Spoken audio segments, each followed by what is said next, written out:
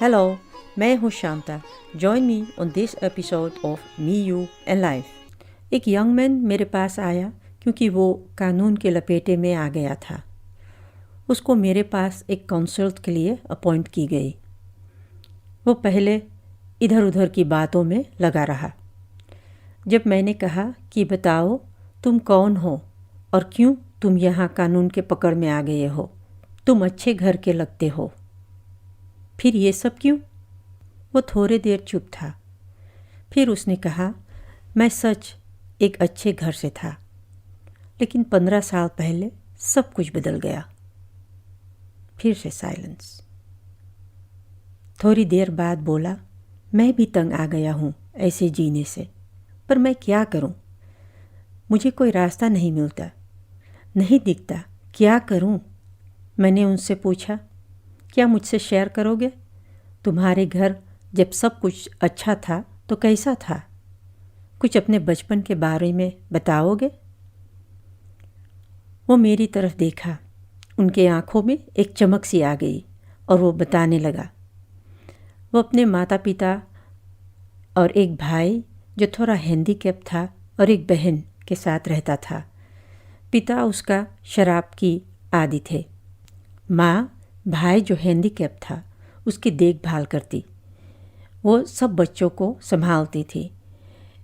जैसे जैसे उसका भाई बड़ा होता गया, उसकी देखभाल करना उसकी माँ के लिए मुश्किल होता गया और उसकी माँ को हार्ट प्रॉब्लम्स हो गई। उनके पिता कोई हेल्प नहीं करता था। जब उसके भाई को निमोनिया हुआ तो इसने अपने स्कूल पर कम ध्यान दिया और माँ के साथ भाई की देखभाल करने लगा। वो चाहता था कि माँ को थोड़ा आराम मिले।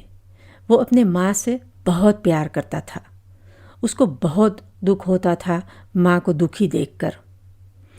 वो कुछ और नहीं कर सकता था, इसलिए माँ की हेल्प करता था तो माँ को थोड़ा आराम मिलती थी। वो यंग एज में खाना बनाना सीख लिया था। वीकेंड्स में वो माँ के लिए खाना बनाता था और अब जब से वो घर पर था वो रोज़ खाना बनाता था। धीरे धीरे उसका स्कूल छूटते गया। माँ उसके स्कूल के लिए बहुत डांटती थी, लेकिन ये माँ को अकेला नहीं छोड़ना चाहता था।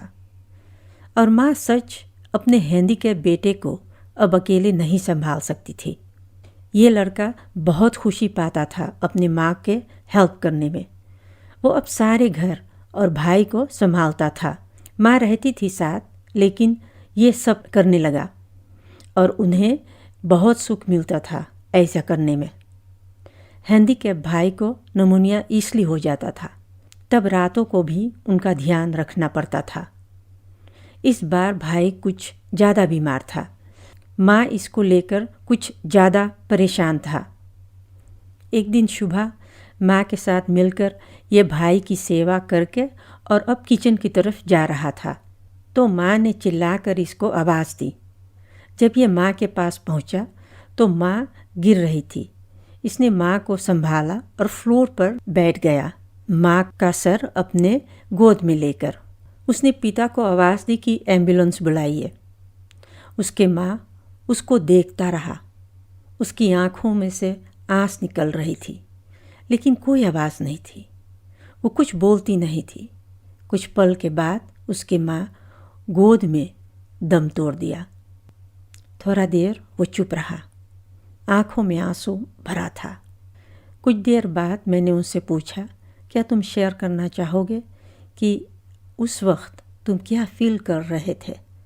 थोड़ी देर बाद उसने कहा, अजीब बात है कि अभी तक ये सवाल किसी ने मुझसे नहीं पूछा। उसने कहा, एक्चुअली मुझे नहीं मालूम। उस वक्त जब माँ की डेथ हुई तो सब कुछ हो रहा था। मैं वहाँ था, भाग भी ले रहा था, लेकिन मैं जैसे सुन्न हो गया था, लाइक आई वॉज नम्ब। मैंने उनसे कहा, थोड़ी देर के लिए अपनी आँखों को बंद करो और उस पल में जाओ। तुम नीचे बैठे हो और तुम्हारी माँ तुम्हारे गोद में है। वो पल जब तुम्हें मालूम हुआ दैट शी इज़ नो मोर, उस पल what did you feel?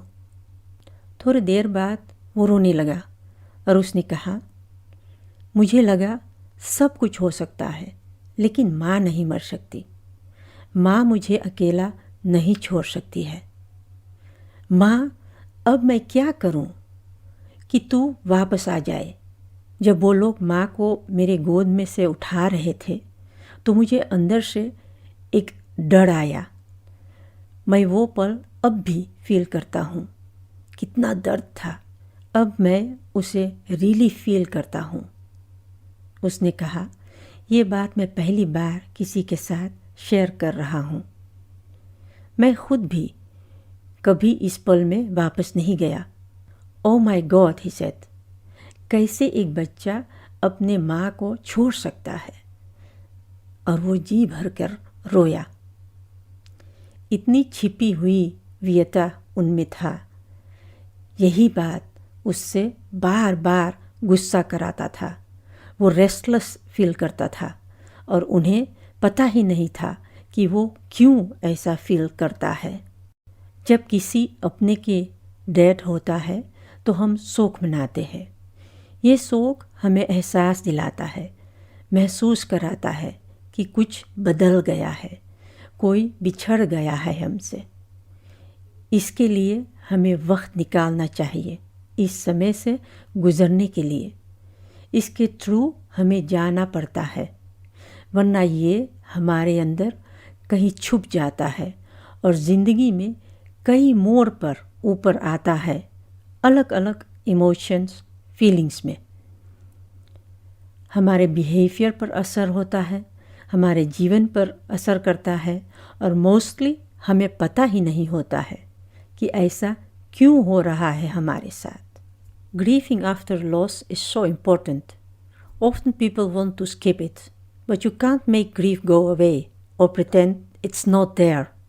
Thank you for listening. फिर मिलेंगे।